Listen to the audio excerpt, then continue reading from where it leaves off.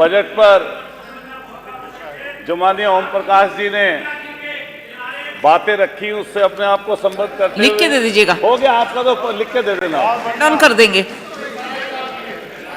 उससे अपने आप को संबद्ध करते हुए ये जो बजट 2025-26 के लिए आया है, ये पूरी तरीके से गरीब, किसान, नौजवान और कमजोर वर्ग की अनदेखी का बजट है। और आप इसे अगर देखें तो हम ये कह सकते हैं कि आंकड़ों की बाजीगरी का बजट है। इसमें जिस तरीके से अनदेखी की गई और जब सामने से वक्तव्य आते हैं उसमें जाति, धर्म, मजहब इसको बांटने की पूरी सियासत होती है। अभी पता चला, दैनिक भास्कर की रिपोर्ट में एक रिपोर्ट आई कि इतना बड़ा कर्ज प्रदेश के ऊपर इस सरकार ने कर दिया कि आने वाले समय पर उसकी भरपाई होना भारी है। हर वर्ग व्यतीत है, परेशानी में है, दिक्कत में है। मैं सबसे पहले अगर जिक्र करूं तो कल आदरणीय प्रधानमंत्री जी मध्य प्रदेश गए थे, तब उन्होंने कुंभ का जिक्र करते करते सफाई कर्मचारियों का जिक्र किया। लेकिन मान्यवर, जब सफाई कर्मचारियों का जिक्र आया और उनकी व्यवस्था की बात आई और जब सफाई कर्मचारियों के बारे में उन्होंने बोला, उनकी भागीदारी के बारे में बोला, उससे पहले भी कई बार हमने देखा कि सफाई कर्मचारियों के कहीं पैर धुलना, कहीं उनके लिए नगर विकास मंत्री की तरफ से अयोध्या नगरी की बातें आना, ये कई बार हमने देखा। लेकिन अगर सफाई कर्मचारी की हालत को बयां करें तो इस बजट में सफाई कर्मचारियों के लिए कोई बात नहीं आई। सफाई कर्मचारी जो कोरोना वॉरियर था, जिस सफाई कर्मचारी ने अपना पूरा जीवन लगा दिया, जैसे ही प्रधानमंत्री जी का वक्तव्य आया कि 20,000 से ज्यादा लोग कुंभ में काम कर रहे थे, उन्होंने रात और दिन काम किया। अभी 3 दिन पहले एक गरीब कर्मचारी, सफाई कर्मचारी जो संभल का रहने वाला था, उसकी एक वीडियो आई, वो शर्मसार करने वाली थी। इस 8 लाख करोड़ के बजट पर अगर सबसे बड़ा तमाचा मैं कोई मानता हूं तो सफाई कर्मचारी की तरफ से आया, जो भूख से लाचार था, परेशान था, दिक्कत में था। हम तो तब जानते, कल प्रधानमंत्री जी के मुंह से जैसे ये शब्द आया सफाई कर्मचारी, तो उनको कहना चाहिए था जितनी भी नियुक्तियां सफाई कर्मचारियों की रिक्त हैं उनको सबको हम लोग बहाल करते हैं। अगर वो भी ना बोलते तो कम से कम ये कह देते कि जो संविदा कर्मियों की भर्ती रुकी हुई है उनकी संविदा हम लोग बहाल करते हैं।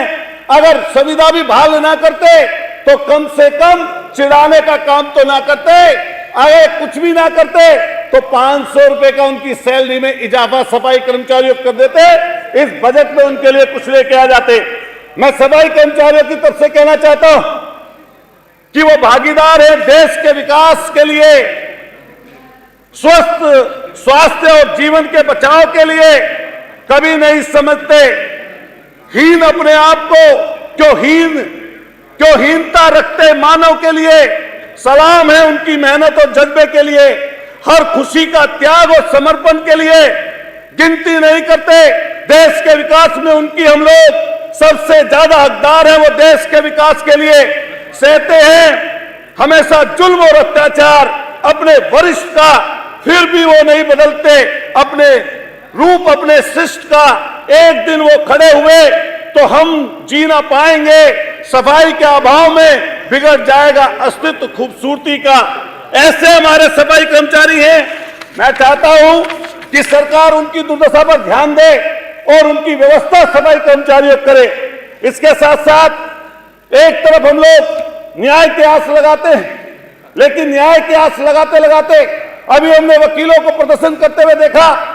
ऐसा कानून लेकर आ रही थी सरकार जिससे पूरी तरीके से कानून व्यवस्था छिन-भिन हो जाती, लेकिन वकीलों ने साहस दिखाया। इस आंख में आंख डालकर सरकार के जो प्रोटेस्ट किया, सरकार 2 दिन में बैकफुट पर आ गई। मैं जिस पश्चिमी उत्तर प्रदेश से आता हूं, उनके सारे जिले आप भरे पड़े हैं।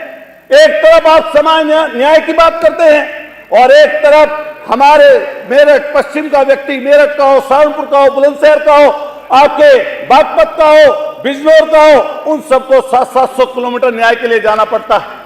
उसके लिए व्यवस्था होनी चाहिए। मैं अपने व्यक्तिगत रूप से कहना चाहता हूं कि पश्चिमी उत्तर प्रदेश में जरूरत है न्याय के उस मंदिर की, जिससे वहां पर न्याय आसान तरीके से मिल पाए। हम लोग लगातार बात करते हैं, आउटसोर्सिंग कर्मचारियों का हाल देखिए, बद से बदतर स्थिति में आउटसोर्सिंग कर्मचारी है। उसकी व्यवस्था में यह हो कि उनको सुविधा उनकी बहाल करके उनको सुविधा पर और नियुक्ति, उनकी परमानेंट नियुक्ति पर काम होना चाहिए। हम लोग लगातार बात करते आए और इस चीज को बोलते आए। मैं मेरठ की अगर बात करूं तो मेरठ में लगातार एयरपोर्टों की चर्चा हो रही है। मेरठ महानगर है, दिल्ली के नजदीक शहर है। हमारे यहां भी एक बात जो रहा है एयरपोर्ट, माननीय मंत्री जी हमारे सामने बैठे मेरठ के, ना जाने कितनी बार हमने अखबारों में लगातार पढ़ा कि मेरठ में एयरपोर्ट बढ़ेगा, उसकी हवाई पट्टी बढ़ेगी, वहां से विमान उड़ने लगेंगे, लेकिन इस बजट में मेरठ की उस हवाई पट्टी का कोई प्रावधान नहीं है। मैंने रिंग रोड का भी जिक्र किया था, अभी प्रस्ताव रखे गए, लेकिन पिछले 8 साल से 10 साल से इस चीज की बात जो रहे कि मेरठ को रिंग रोड मिलेगी, लेकिन आज तक नहीं मिल पाई। आप हाल देखिए किसानों का, लगातार बद से बदतर जिंदगी किसान जी रहा है। ऐसी बदतर जिंदगी लगातार ये बात होती आई है, मैंने कई बार बोली कि गन्ने के विषय में वहां पर स्थिति इतनी खराब बन गई है कि स्थिति इतनी परेशानी में है, लागत ज्यादा आ रही है, बड़ी मुश्किल से जीवन यापन कर रहा है किसान, लेकिन उसकी व्यवस्था कुछ नहीं हो पा रही। आप अगर देखेंगे वन डिस्ट्रिक्ट वन उत्पाद जिला एक उत्पाद, उसके नाम पर कोई बजट नाम की चीज नहीं है। मैं अपनी बात को ये कहते हुए कि लगातार ये चीज चलती रहती, अपने सरदे से संबंधित जहां की महान जनता ने मुझे चुनकर भेजा, ये कहते थे कि हर तहसील में एक फायर स्टेशन होगा। हमारे सरदे में फायर स्टेशन नहीं है। लगातार सड़कों की बात होती है, कितना जाल बना दिया।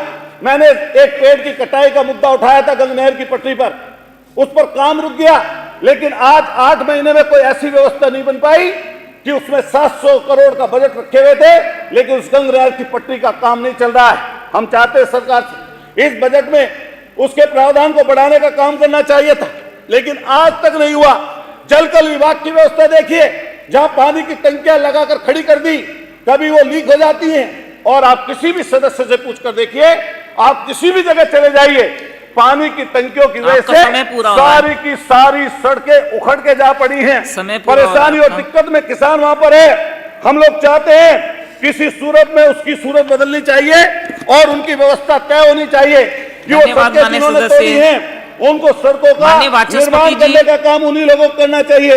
हम लोग जहां से आते हैं, बस एक मिनट मैडम खत्म कर रहा हूं, आधे मिनट में कर दीजिए। हम लोग जहां से आते हैं मेरठ से चुनकर पूरे पश्चिमी उत्तर प्रदेश में आप व्यवस्था देखिए, आपका समय खत्म हो गया। लगातार इस चीज के डॉक्टर रश्मि आ रही थी। अरे तुम सरकार में हो, लिख के दे दीजिए, व्यवस्था है, लिख के दे दीजिए। लगातार ये बोलते आते हैं, कहते आते हैं कई चीज। माननीय अधिष्ठाता महोदय, आज मुझे उत्तर प्रदेश सरकार द्वारा पेश किए गए बजट पर बोलने का मौका मिला। इसके लिए मैं आपका आभार व्यक्त करते हुए आपको और समूचे सदन को प्रणाम कर अपनी बात शुरू करती हूँ।